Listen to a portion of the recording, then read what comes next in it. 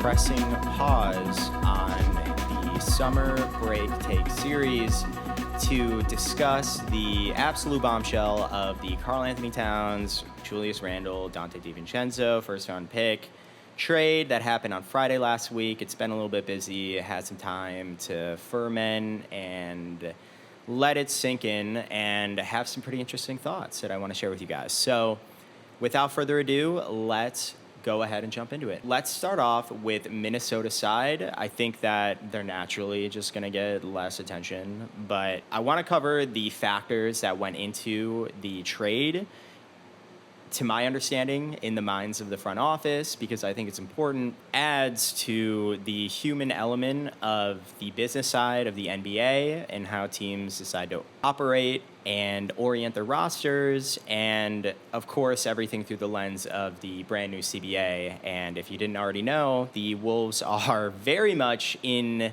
the second apron territory already for this upcoming season. So let's jump into the first one. You probably already guessed it, is the future financial flexibility that this trade allows the Wolves going forward. I personally think the easiest way to think about this trade is in two separate parts, as in either or would you rather. So everyone knows Cat is making a ton of money and he has a bunch of years left on his deal. It is unfortunate, as a side note, that he signed it in the summer of 2022 and his contract obviously extended far out.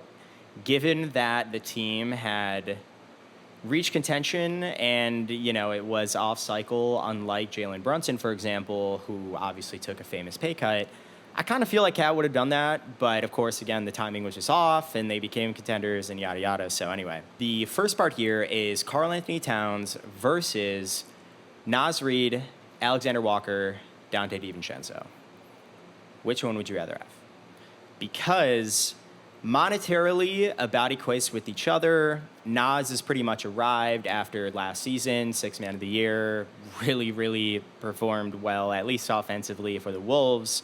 Weirdly, almost a guard to me, not even a wing, at 6'10", which is really hard to find and can really shoot the ball. Alexander Walker, obviously, still finding himself. He's super young as well, and, offense fell off in the playoffs, but extremely potent defensively and all of those things. And then you have Donte DiVincenzo, who proved a lot for himself this past postseason, averaging around 49 minutes a game, or whatever it was, and proven playoff potency, floor spacer, some secondary facilitation. I'll get into more of the actual fit or whatever, but he also happens to be on one of the best bargain deals in the NBA in terms of value versus actual salary. And so when you project the numbers out, that's kind of what you're looking at. Obviously, the Wolves went with the latter, and I kind of feel like a lot of that has to do with the timeline of Anthony Edwards. You're building around a focal point and a superstar who is 23 years old. Naz is 24. Alexander Walker is like 24. DiVincenzo's older, like 27, and gets paid like it. So Naz has a player option at the end of this upcoming season. He's obviously going to test his value in the open market, force the Wolves to pay him a ton more money, which they're absolutely willing to do. Na will probably have a similar experience, as well as DiVincenzo. So you basically have, for this season at least, those three guys locked up for barely any money that contribute a ton. And the Wolves are getting out ahead of having to pay potentially all three of them that are probably going to fall around the total estimated cost of Karl-Anthony Towns. So that was in the back of their brains based on when their contracts were up. The other side of it was the prospect of adding Randle with his own player option, similar to Naz, at the end of next season. He's currently at around that 35 million a year range, and adding him in the books in the place of Cat obviously makes less than Cat. But the Wolves have insurance because, again, Naz Reid, in my opinion, is the future power forward or small forward for this young core. If Randle wants to leave in free agency and test his value, he can go right ahead and do it because we have Naz Reid. Rudy Gobert is also coming up on the end of his contract and has the option to test free agency. He is making a ton of money, 40 plus million, but I think we can all probably agree he is probably not going to get as great of a contract at the end of next season as the one he's currently on. So you think about Randle walking in free agency if he chooses to do so, adding Naz Reid, but importantly, diverting that money that Randle is currently soaking up to potentially re-signing Rudy if he's okay with taking a pay cut. And obviously, again, that is dependent on the open market. If you notice or listen to anything having to do with the NBA this past offseason, you will probably be aware there is a mass shortage of centers all across the NBA right now. It's very bizarre. It's like worse than the Adderall crisis after COVID. I don't know where all of the NBA centers went, but this is crazy. I feel like they're all going to make a shit ton of money. So, it's possible they let Rudy and Randle walk. But again, you have Naz Reid there, and then they find themselves in a similar center deficiency. So they use that money, maybe go out and find another center, maybe upgrade the bench. Nobody has any idea.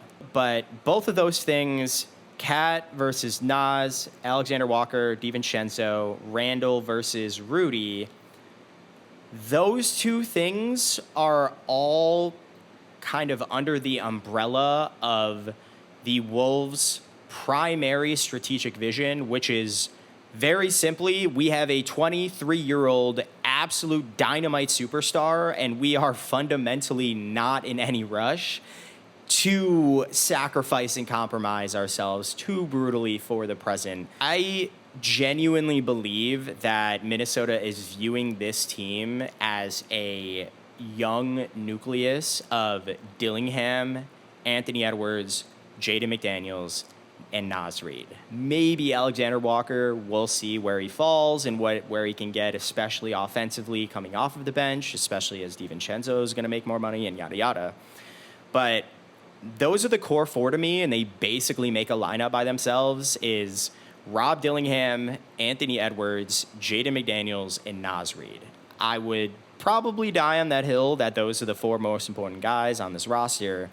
And so I think each of them, Rob is what? He's a rookie Rob is like 20. He's a rookie. Ant's 23. Jaden's 23. Naz is 24. So they got a ton of runway, and that is, in my opinion, where their heads are at. Okay, cool. Factor number 2 is offensive upgrades and depth. It is absolutely no secret that the Minnesota Timberwolves lost in the conference finals and also just struggled in the regular season due to offensive shortcomings. If you watch any of that Dallas series, obviously they were absolutely exhausted, especially Ant, but that's kind of my point here, is a ton of duality between initiating and scoring on his shoulders. Karl-Anthony Towns was pretty volatile, honestly. If you go back and watch some of my videos, I cover that in depth with actual data. And then besides Naz Reid coming off of the bench, Alexander Walker, Kyle Anderson, they didn't really have any offensive punch coming out to back up the starters. And all that culminated into them having the number 1 rated defense and the 16th rated offense. That is not going to cut it in the postseason. It is awesome to have an incredible defense, but I highly recommend Ben Taylor's original Thinking Basketball book, where I believe in the data holding up even to contemporary times and eras, where he did a bunch of the analysis. But a team's offensive potency much better correlates with their playoff potential than defense. The caveat is that you have to maintain a certain defensive threshold or activation energy to compete at all. So, in other words, you don't have to have a top 5 defense. You basically just need a top 10 defense and offense, essentially, if that makes sense. If you have a top 5 offense, but only a top 10 defense, you're probably really, really good. If you have a top 5 defense, top 10 offense, you're probably really, really good too. But again, it's maybe it maybe doesn't have the same exact sort of ceiling because playoff pressure, defenses lock in way better than people want to realize or talk about in general. Guys are just actually better defenders than they appear to be in the regular season. Offenses also succumb to some pressure. Guys miss shots, guys get tightened up, et cetera, et cetera. So offense matters a lot. And they realized, especially after last year, they needed more optionality or dexterity as well as just better talent. And cue in Randle and Donte. The other thing I want to point out first, though, is this trade also mitigates the offensive burden or how much they're depending on. Rob Dillingham, of course, is a true blood rookie who I have to say is fucking sick. If you haven't seen some of his highlight tapes from last year, I think there's like a 3-minute compilation, the first result, if you just type in YouTube, Rob Dillingham, whatever. If that guy ends up getting to like even the 80th percentile of Kyrie Irving, they are going to be so good. But yeah, that's just a tall order for a contending team. So you don't really want to do that. Again, Alexander Walker, very shaky from even knocking down wide open threes, let alone the actual facilitation, even in a secondary capacity on the bench, or rather off the bench. And then, of course, losing Kyle Anderson is just going to be what it is. Yeah, Joe Ingles is great. He's definitely much more of a veteran presence. If he actually plays meaningful minutes in the playoffs, run. And then the last thing is, I also think it signals the confidence that the front office has in Naz Reid's ability to serve as Randle insurance in case the offensive integration doesn't go great, maybe the culture integration doesn't go great. I'll get into the on-court integration stuff, but I just see Randle through the lens of what it seems like a lot of front office perspectives on him are, which isn't great, which is succumbs to playoff pressure, is pretty emotionally volatile, too high usage, too ball dominant. His ceiling is pretty low because he loves to shoot mid-rangers and doesn't make great decisions, blah, blah, blah, blah, blah. So the fact that the Wolves were willing to bring that on in, albeit on an expiring deal, great, the financial flexibility is there, but it also signals to me that they're just willing to try it out even for a season when they're supposed to be contending because, again, in my opinion, I think it all comes back to Naz Reid. They just have that dude sitting on the bench. He's been deeper in the playoffs than Randle now, so shit. And then on top of that, I have a theory that the Wolves front office's long-term vision for Naz Reid as a part of their young core moving forward is to ultimately play the 3 or 4, at least defensively. And obviously he needs much better screen navigation. His defensive numbers are really not that good last postseason. But you see the absolute stonewall potential lineup-wise if you roll with an Anthony Edwards, Jaden McDaniels, Naz Reid, Julius Randle, if he decides to stay, and then, of course, a big-ass center. They really love size, and Naz is a huge wing. And so I just feel like if he was already better at navigating screens and defending in space, he would have played at the 3 more last postseason. I genuinely believe that. But he didn't, and for good reason. So maybe we'll see flashes of it during this regular season as the Wolves play more stationary threes. Like, I think about Michael Porter Jr. or Lou Dort or something, where they kind of just hang out around the perimeter, don't get a ton of plays or off-ball movements kind of made for them. So maybe, but whenever he has to defend in space and stuff, especially with smaller guards, it's not great right now. So anyway, that is that. Let's double click now on the Randle fit. This is by far what I think everybody wants to hear about, so I'm sorry it was so boring up until now. So, number 1, let's talk about defense. I took a look at the numbers, defensive plus minus, all these box score counting stat numbers are just estimates, and they are functions, of course, of the systems the players reside in and what positions they play or whatever. I think the big kind of insight to me was overall pretty average. He's had some standout seasons, actually, where he's been a pretty significant net positive defensively. But interestingly, as his usage has seemed to climb, especially back in the early days with the Knicks, the higher offensive usage he has, the more average his defense has seemed to get. You don't have to be a rocket scientist to figure that one out. Interestingly as well, the Knicks last year were in the 31st percentile in defending three-point shots when he was on the floor. Obviously, you can't just point to Randle and say, oh, that was all your fault. But I just don't like that, because if there were any spaces in general that the Wolves did have some chinks in the armor at, it was the perimeter. But nothing else of note there. I kind of feel like he, again, with the high usage that he's had, I haven't noticed too much one way or the other. I don't feel like he is particularly better or worse than Cat. I'll get into that in the next section, but pretty average, and it has come along with pretty high offensive burden and usage, so maybe there's some potential there to allow him as the second offensive option now for the, first, well, I guess last year for a little bit, but mostly even before then. He pretty much has been a first option for years now. Maybe that'll help him lock in a bit more defensively, buy into the system. My personal mindset here is the fact that the Wolves were so fucking great on defense and cultivating such a strong defensive identity. I think Finch is going to beat the fuck out of him with this whole defensive buy-in shit, and we're probably going to see him care a lot more, compounded by, again, the fact that this is Ant's team. So you don't have to worry about exhausting yourself trying to dribble for 5 minutes in the mid-range and then chuck up a high difficulty shot. Great. Oh, and I also should have thrown in Rudy Gobert and Anthony Edwards.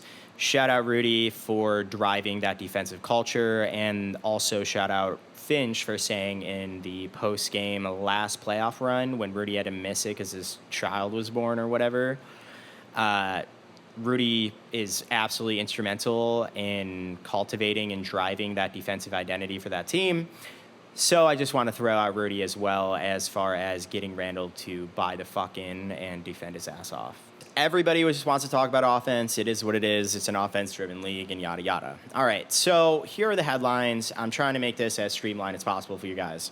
Number one to know about this change is that even before any mechanics, Randle needs to adjust to being the second option. And you can point to the basically half season he played with Jalen Brunson last year. Brunson really exploded mostly after Randle got hurt, and all of the incredible MVP campaigns, stats, and storylines, and everybody was in love with him. Great.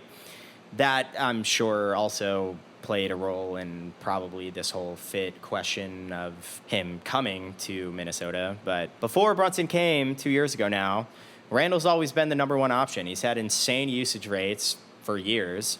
And so this is what's going to be interesting. He is absolutely unequivocally the second offensive weapon on this roster. And with that comes the incredible responsibility for making quicker decisions. Let's just get this out of the way. Randle's game is pretty tough to watch, and it is relatively slow, and it is relatively inefficient. Obviously, he is an extremely, extremely talented player, but he likes to pound the air out of the ball, take tough mid-range shots, or spray out to three. We'll get to the playmaking in a second.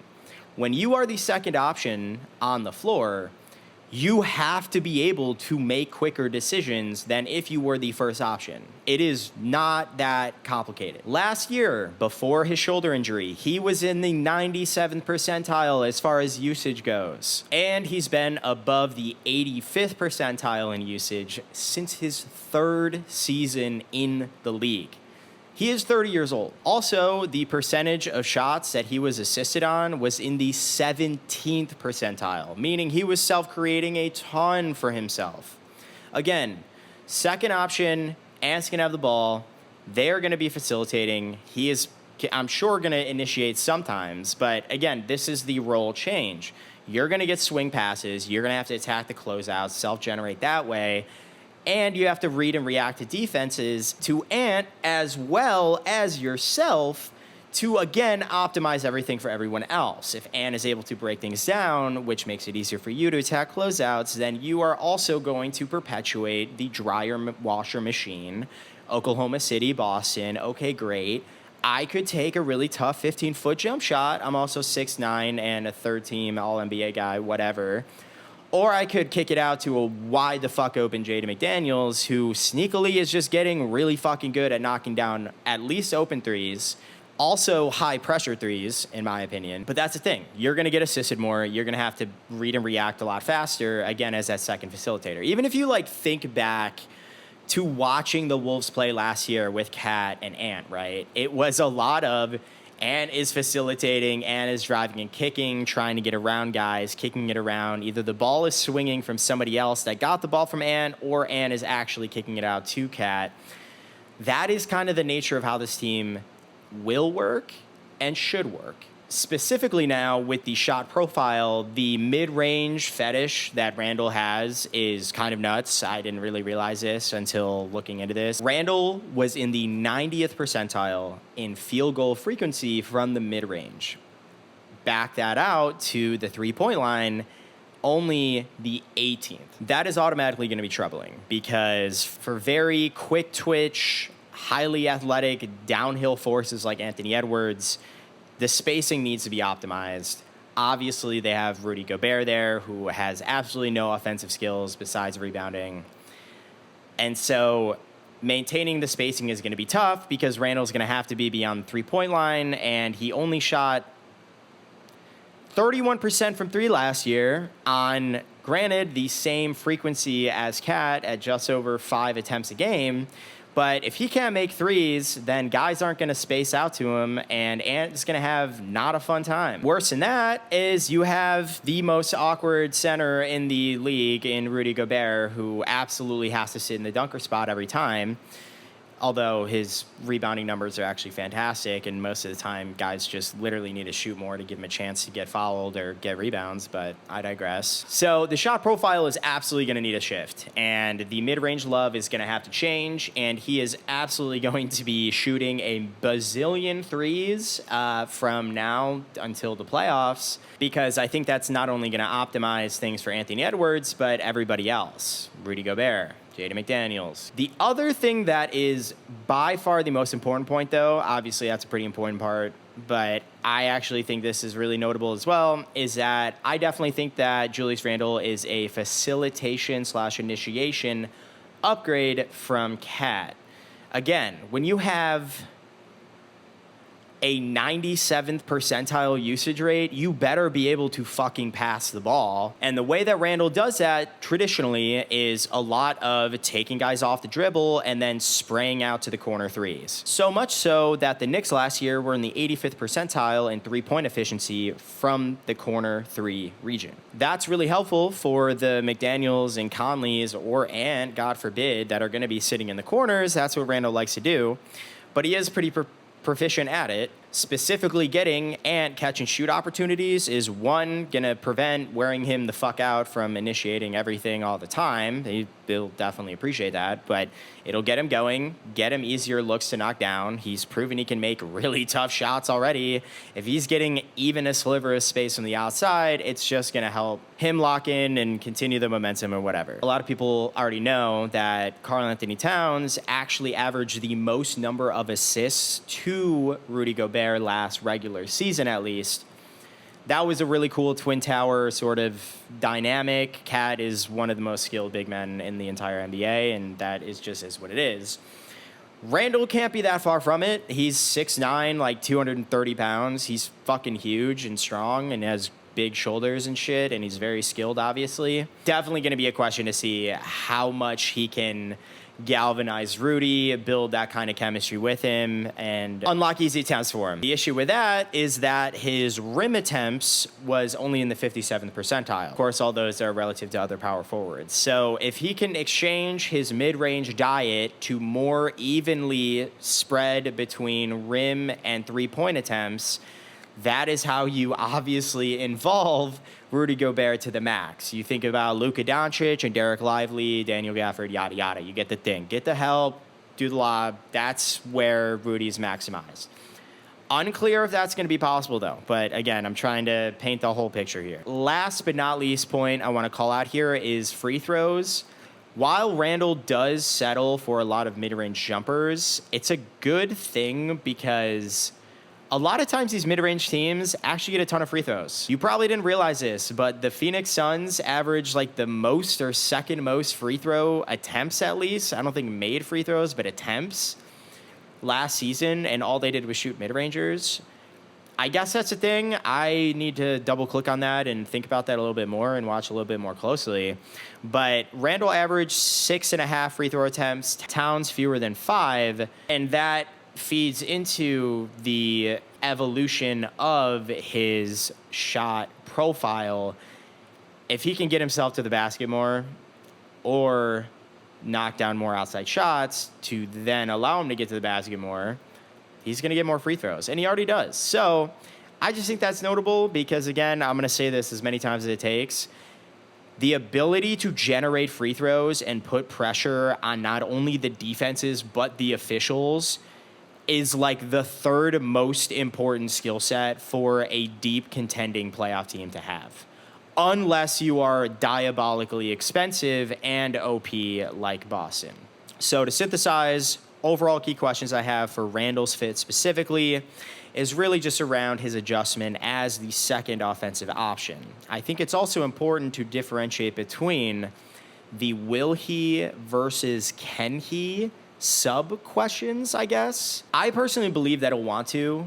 I don't think his whole reputation across the league is great right now, as I think a lot of people could tell during even very early trade rumor talk last season around Randle. I think a lot of people look at his game, unfortunately similar to a Brandon Ingram, for example, where like to have the ball in their hands, like to take tough shots, probably don't initiate nearly as well to actually raise the tide of the overall team as much as they should. But what I kind of like about that is Minnesota has built itself into a haven for guys with shit to prove, I feel like. Nas undrafted, Cat's been a laughingstock his entire career. The franchise has been a laughingstock since 2003 or whatever it was. Like, their whole thing is kind of just have a chip on your shoulder and underdogs, you know, nothing to lose, everything to prove, yada, yada. So I genuinely think it's going to be a good cultural home and fit for him, which will then lead him to want to evolve and adjust his game, especially offensively as a second offensive option. But can he? This is the interesting part to me. I don't really know if it's clear if he can. Primarily because, again, he's had a usage rate of greater than an 85th percentile mark since his third season in the NBA. His role pretty much being a primary option for all those years, given the autonomy to really establish this older school, mid-range, pound the rock, make decisions very slowly type of approach to offense. I don't know how good of an outside shooter he can get. I'm not going to lie. The guy's like 30 years old. You know, he's sitting at 31%. It doesn't look great. So as a result of the previous roles and usages, it is just a thing where the actual climb and road to getting there and probably maximizing himself alongside of Anthony Edwards, it's going to have a learning curve, and it's not going to be a flat line. It's going to be maybe a little bit steep, frankly. And compound that with how much he probably actually has to change. So the actual shot profile, already covered that. The pace of decision-making, again, I really don't think he got quality minutes and reps developing alongside of Jalen Brunson as a crystallized number one option or 1A, 1B type of thing. He's got to make faster decisions coming off the catch with an Anthony Edwards kick out, read and react to what Ant did, as well as him to make the right fucking read for the team, not for himself. And then last but not least, trying to weaponize Rudy Gobert in a system like Minnesota's. I think that's going to be easier considering he's played alongside of traditional bigs with Tibbs. Everyone knows he loves them. I just think about that, especially coming off of Minnesota's playoffs, I guess now 2 seasons ago, where it was very clear that integrating Rudy was hard. It was hard for the team. It was hard for Ant. it was hard for everybody because of his severe offensive shortcomings in virtually every single capacity. I just point that out just because of what I've seen so far in Wolves' recent history. Next, quickly, is the Donte Divincenzo fit, which I don't think really needs a ton of time or analysis on. I think he's going to be phenomenal, both to drive the second unit, soak up Conley's minutes as the 38-year-old continues to age. We'll see how they pace him throughout the regular season. I'm assuming that was something that was relayed to him because apparently unclear the veracity of these reportings that he was unhappy about his role coming off of the bench after averaging 60 minutes a game last postseason. So maybe that's a thing, but he's going to be phenomenal. He is a bona fide two-way player, in my opinion. Very, very quick decision maker, extremely potent floor spacer. We'll see how sustainable that actual outside shooting potency was. He shot a crazy percentage last year and just made a ton. But he's also just very fluid, which is an extension of that decision making. I really, really just like him in secondary reads when it comes to attacking closeouts. And I think that's an additive element of why in that starting unit, it might be really helpful to have him there as a bona fide spacer and outside shooter. In addition to that, proven playoff potency. Again, he played really fucking well last postseason, managing not to get injured, a whole thing like that, and managing a ton of high-intensity playoff minutes. I thought he held up really well. And then, of course, last but not least, the actual culture fit.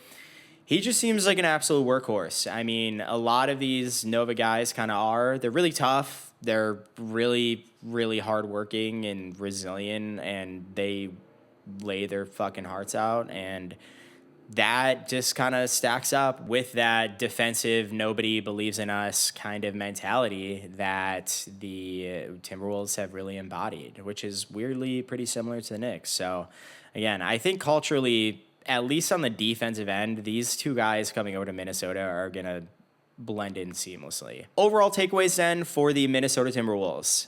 Number one, this is, in my opinion, the front office knowingly and consciously exchanging potentially some of its defensive potency, boasting an incredible defensive identity and system last year, for better offensive potency / effectiveness and depth. Offense was their undoing in the postseason, and from a developmental and physical perspective, just literally wasn't able to get them over the hump, and you saw a bunch of guys way too volatile, including Karl-Anthony Towns on the offensive end. Now you have Julius Randle primarily to slot in for Karl-Anthony Towns. He will, yes, have to evolve his shot profile, but at a higher level, I think it is just crystallizing the notion of embodying the second offensive option. Again, he only played about half of the season last year, right around when Brunson went supernova and became an MVP candidate and all of that.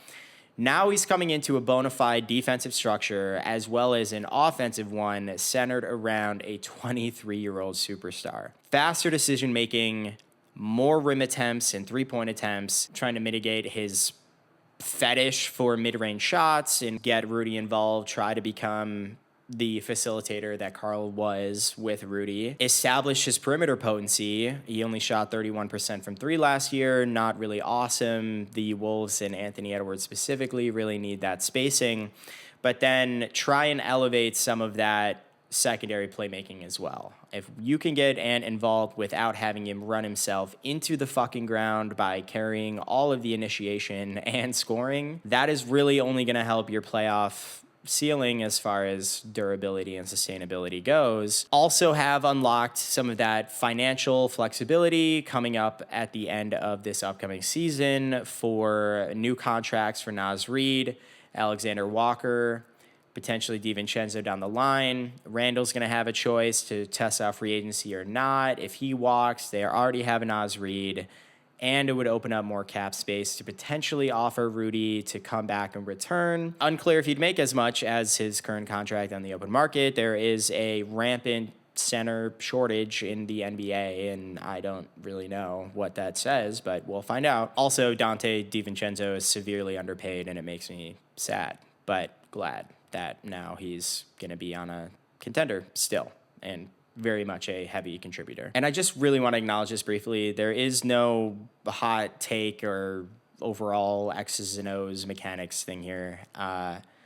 I just think the Karl-Anthony Towns trade is a very telling example of the rapid and dynamic interplay between the NBA as an enterprise, the franchises as business units, operating units, the timelines and trajectories of star players like Karl-Anthony Towns on small markets, struggling markets with very meager, meandering success of its front office and executives in their competency to assemble formidable teammates, systems, and rosters around you as a number one pick, spending the first decade of your professional career, and also just manhood, becoming a person, setting your roots in, building relationships with communities, and being told you're putting up empty stats, and sure, you're making all this money, so you shouldn't be allowed to complain at all about how fucking inept everything around you has been, despite the flashes of incredible talent, upside, and loyalty to commit to trying to help a very barren market as far as winning is concerned, to then flounder your talents to the point of getting another number one pick, which resulted in a probably generational superstar and centerpiece for transforming the team into a contender. Taste it by breaking the curse of reaching the second round of the playoffs, eventually the conference finals, that the franchise hasn't done in about 20 years, since 2003, to then get shipped out largely in part due to a brand new collective bargaining agreement that wasn't even on the radar when you signed your extension in the summer of 2022. Not that it would have mattered, but it's not like you could have done what Brunson did and taken less money, because the timing eclipsed when you became a contender and you could actually do that. To then have all of the money that you had been slaving for by riding out misery and trying to build something special for a team that didn't know how to help itself win or win in general, to taste success as a bona fide contender and then have your contract get crucified by a collective bargaining agreement that happened 2 years after you signed a mega extension that you were also crucified for at that time for even getting, and then get shipped out because of said contract. Getting myself choked up out here, bro. Holy shit. I bet it all just really sucks. So, as somebody that grew up in a really small market that struggled at everything for my entire waking life, you know, you really pay homage to the guys who invest, especially the really good ones. And wasn't his fault. He was making so much money. I mean, I guess. But I even think about the best possible case scenario where the Randle-Devo trade goes completely perfectly and they even win a championship. It's kind of fucking sad. You know, I just want to just point that out. I think the human element of the NBA is so under-discussed. I think especially when you try and talk about the fan perspective specifically, nobody has any idea how to get into the minds of a different fan base. It's just not ever something people ever think about doing. And then the last point is around the actual scarring. Ant's presser on Media Day was fucking awful.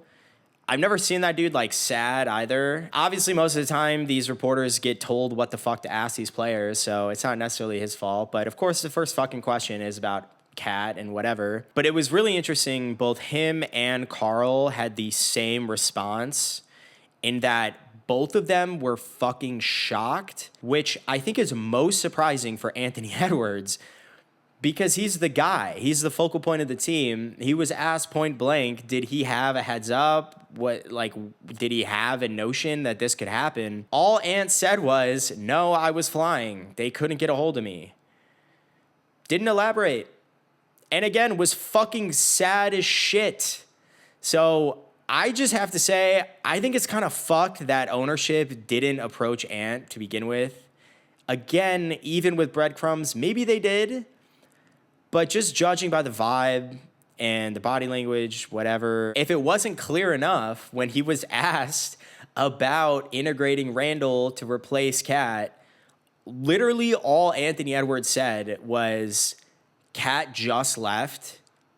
It's like too soon to even talk about that. Like, I'm not even thinking about that. I don't even want to talk about that. Just blatantly deflected and shut down the reporter. And it just felt like his like best friend just got like drafted into the military or something. Obviously, again, he's going to have to learn sooner rather than later about the NBA being a business, and it would eventually and inevitably happen. But again, I'm not justifying or claiming anything by talking about this. I'm just like, yeah, I just think it's important to just paint the fuller picture here. Again, they just contended, destroyed expectations last year.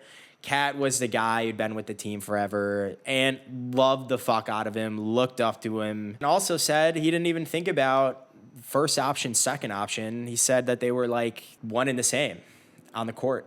So I don't know. You can't help but think about the Oklahoma Cities, Orlando's maybe. Like, I don't know. Like, these young teams that just have a lot of talent with franchises that are not big markets that are gonna have to not only pick the talent, but they have to assemble it on a timeline and trajectory that is not going to fucking ruin everything. The timing here sucked. The new CBA, Cat made too much money. Ant was just becoming a top 5 player in the league. The front office has shit the bed for a decade, leaving Karl to basically take every single arrow, put up empty stats, take hate and jokes and sneers his entire fucking career while losing constantly, to then fuck it all up so bad that you find yourself with the number 1 pick again,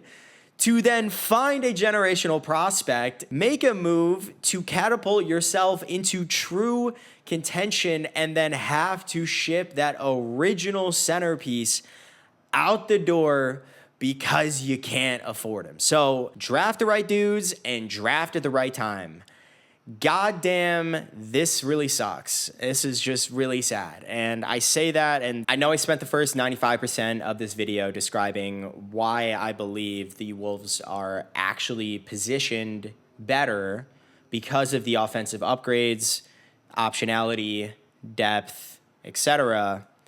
But again, I just wanted to acknowledge the storylines and context and people side that I think really deserves some spotlight. Cool. Hearts out to you, Wolves fans. I clearly love this team a lot, but such is life. And I think there's a lot to be excited for. All right, guys, thank you so much for tuning in. Hopefully this was insightful. I think the Wolves are going to be really exciting to watch next year. And there are going to be a lot more weapons. And yeah, Anthony Edwards is probably going to be really good too. I probably didn't harp on that enough, but I think Ant is going to be really good. Looked like he put on like 15 pounds of muscle at media day, and I'm sure that's going to be electric, and that's going to be super, super exciting. All right, thank you all again, and until next time. Cool.